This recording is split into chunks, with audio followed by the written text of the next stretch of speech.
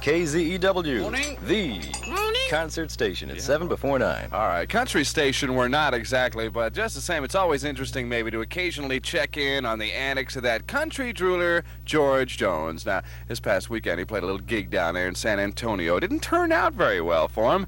He made about 2,000 fans wait until about 11:30 before he finally did show up. And when he did, he went on stage and announced, "I'm drunk and I love you." You know that kind of guy? Tell you, that's disgusting. It is disgusting. Yes.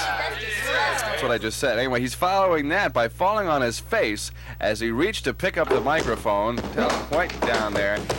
And he forgot the song, you know. I love you, darling. Yeah, I love you, baby. I fall down a lot, though. Yeah, well, here's this little sip of your beer, baby. Anyway, a strange thing. If he, all the words of the songs, he couldn't remember them. He started repeating the ones he did know. The crowd didn't like that, and they started booing and leaving. And by the whole, the time the whole thing was over with, 450 people were left out of 2,000. All the others just went home, Jones was last seen leaving town on a motorcycle with his girlfriend on the back and a bottle of tequila in the sidecar heading for Amarillo. I've watched them come together as a morning team, and the state of decline that they've hit since then has been remarkable, degrading themselves to the point that they're at today. It's astounding to me that anyone can go so low in lack of humor.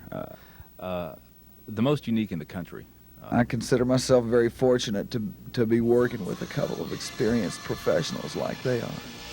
6 in a row all day long on 98 KZEW, at least 6 in a row. Sometimes 7 or 8 or 9 or 10, you never can tell. It's 8 minutes before 9 o'clock right now. Labella and Rody. If you ever spend any time around women, you probably notice that a lot of them never have enough shoes. They always need more shoes, no matter what their situation, no matter how much money they have. They all are going to say, "I need some shoes." Always need shoes. A goodly number of times during the year, as a matter of fact, not just a couple of galoshes, in the wintertime or anything like that. Shoes for everything. Shoes for industry. Famolari. That's right. Capizios. Capizios. Anyway, that goes for the rich and famous, but the sound of this recent glamour expose, they just don't sit around and talk about it. When they need shoes, they go directly to Tom McCann or maybe Fava and do something about it. For example, Dionne Warwick owns 300 pairs of shoes.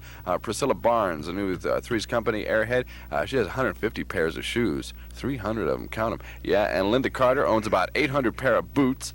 Dolly Parton would say only that she spends thousands of dollars a year on shoes. Shoe story. Of all the music that you know, what would be the song that you would pick to describe John Rody and John Labella? Goodness gracious.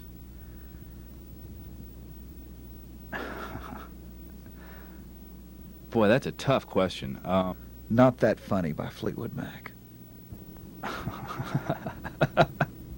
Of all the songs in the world, There's an old song by a group called Paper Lace, The Night Chicago Died, if you remember that. Truly bad tune, and it made #1 on the charts. And in that respect, they're like that song. They're in real poor taste. Not the good, the bad, and the ugly. I don't know. That's what Rody said. It makes sense, though. This is Don Pardo. Some of the comments expressed on the Morning Zoo do not necessarily reflect the opinions of KZEW's management, its sponsors, or anyone not under the influence of hard drugs.